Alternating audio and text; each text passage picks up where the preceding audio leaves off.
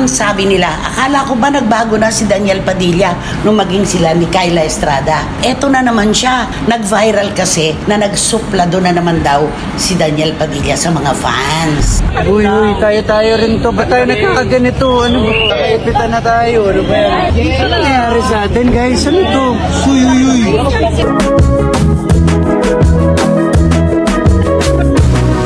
Hindi po maayos para sa isang personalidad ang nagsusuplado sa mga tagahanga.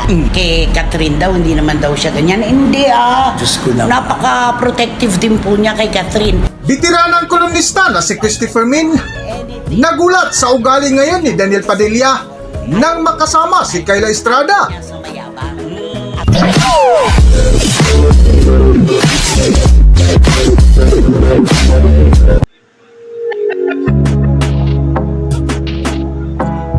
Welcome back to Philippine Celebrity Broadcast.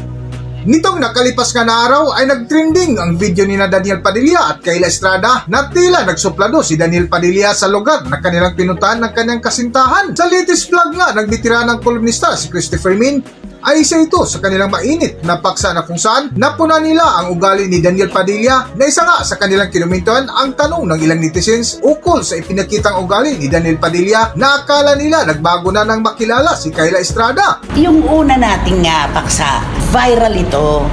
Ang sabi nila, akala ko ba nagbago na si Daniel Padilla nung maging sila ni Kyla Estrada? Kaya nga. Bakit? Eto na naman siya. Nag-viral kasi na nagsuplado na naman daw si Daniel Padilla sa mga fans. Ay, so eto yung kumakalat ng mga videos niyo kasama niya na inaalalayan si Kyla. At parang may bodyguard. Oo. Kaya lang, iniipit-ipit sila at pinagkakaguluhan ng isang grupo ng mga tagahanga. Uy, tayo rin to. Ba't tayo nagkakaganito? Ano ba? Kaipitan na tayo. Ano ba yan? Ano nangyari sa atin, guys? Ano to? Uy. Puso. Noon kasi sabi overprotective siya kay Catherine Bernardo. Okay lang naman po yun, nagmamahalan sila. At napaka-gentleman ng isang lalaki na iniingatan ang kanyang karelasyon. Tama. Ang iniingatan dito ni Daniel Padilla, si Kyla. Totoo. Nakaganon lang si Kyla kasi hindi niya alam ang gagawin. Ang sabi niya, Huy, tayo lang to. Bakit nagkakaganito? Sabi ni Daniel, ano ba? Nagkakaipitan na tayo. Anong nangyayari sa inyo guys? Parang ganon. Kasi nga naman, kung dadagsain mo naman yung babae, okay lang kaya. Kung wala siguro si Kyla dun, okay pa kay Daniel yun Pero may babae kasi. Ang ginawa niya, Oo. inayos niya yung upuan sa sasakyan ni Kyla, inalalayan niya papasok. Ayun. Ganon ang maginoo. Sa patuloy nga ng paksa ni na Christopher Min ay napakomento sila sa ginawa ni Daniel Padilla na bilang personalidad ay dapat neutral ito dahil ang mga fans o ang mga tagahanga ang nagbigay ng daan kung paano ito nakilala bilang hinangaang artista. Pero eto naman po, hahatiin po namin sa dalawang reaksyon yung ganitong pangyayari. Okay, hindi po maayos para sa isang personalidad ang nagsusuplado sa mga tagahanga. Hindi tayo boto sa ganyan. Totoo. Ayaw namin sa mga isnaberong artista, dalang katwiran po namin, ito yung mga taong nag-angat sa kanila, sa kanilang kinaroroonan ngayon. Pero may mga tagahanga nang babatok, nangungurot, nananakit. Yun naman ang Oo. iniiwasan talaga ng mga artista na mangyari sa kanila. Bakit? Ang artista po, tao rin tulad natin, Oo, di ba? totoo. Nasasaktan, may pinagdadaanan sigurong sakit, at nagugutom, puyat. Correct. Natural po, hindi nila kayang itolerate yung gano'n na ginagawa ng ibang tagahanga. Yung iba lang naman. Oo, hindi pero naman lahat. respeto Yes, ako rin mismo, naging panay din ako ng pogang-boga. Pero pag nakita ko na yung artista, masaya na ako, hindi ko na kailangan pang hablutin. Alam mo yun? Eh si Daniel, nabatukan na to eh. Kaya. Sa isa sa mga personal appearances niya. May experience na Oo, pala siyang kaya ginaganda. parang takot siya at lalo siyang nag-aalala para kay Kyla, walang kalaban-laban ng babae. Totoo. Makikita mo naman nagkakaipitan talaga, ginigit-git. Kaya sabi niya, Uy, tayo lang ito, tayo lang to. Tama naman. Bakit ganito? Correct. Yun ang ibig niya sabihin. Oo nga naman, kung marirespeto nga naman yung mga tagahanga na, DJ, Kyla, pwedeng magpa-picture. Dapat Pagbibigyan naman sila. Yes, hindi yung susugod sila na parang sutulak mo. Nagkakaipitan. Oo, pangit yun. Oo. Sa dulo nga ng paksa ni na Christopher Min ay nakiusap sila na huwag sisihin si Daniel Padilla kung bakit nagawa niyang magsuplado dahil kasama nito ang kanyang kasintahan na si Kyla Estrada na kailangan protektahan na isa nga sa binilikan ni na Christopher Min kung paano protektahan ni Daniel Padilla ang dati nitong kasintahan na si Catherine Bernardo.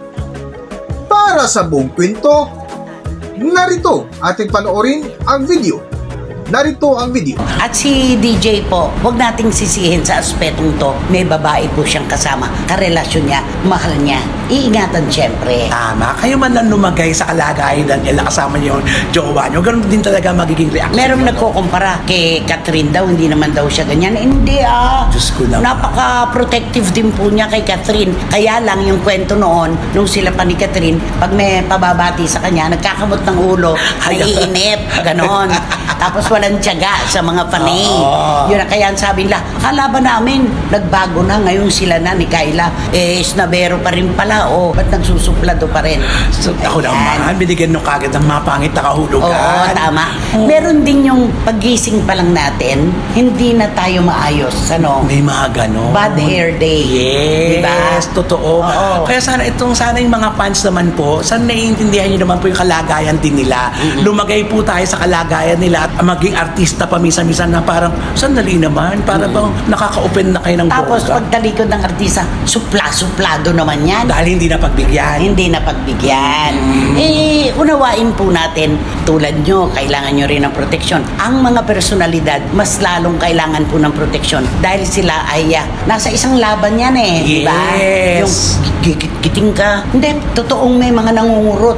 Totoong may nanghahampas. Meron talaga mga taong pag nakurutin, ang saya-saya ng feeling nila. Na merong nang babatok. Sa payan. Ganun yun. Diyos ko naman. Kaya unawain po natin ang mga artista, hindi po kayo ini-snap.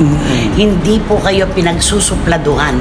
Nag-iingat lang po sila. Ganun lang yun. Dapat laging ganun ang isip. Positibo po kasi pag hindi natin nakuha yung gusto natin, may masasabi na kagad tayo. Antay-antay nyo lang po darating din ang panahon na, alam mo yun, makakadaupang palad niyo yung mga paborito, sasabihin, ay mabait pala, di ba? Yung walang iniinda. Yes. Yung walang iniintinding problema. Tapos sabi, wow, haba-haba ng hair ni Kyla Estrada. Dahil sa kanya, nagkaganyan si Daniel. Hindi po, kahit sino pa. Huwag na natin sabing si Kyla ito, si Catherine ito, o iba pa. Kahit sino po na babaeng kasama ni Daniel, ganun ang gagawin niya bilang proteksyon. Tama. Yun lang.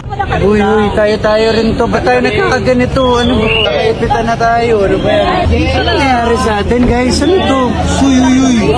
Puso.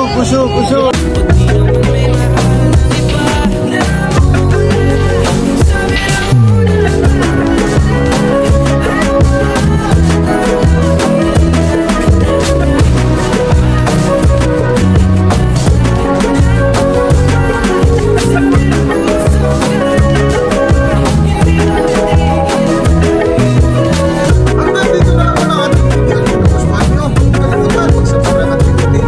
Yun na rin ang notification bell para ma-notify kayo sa ating susunod na video. Maraming salamat!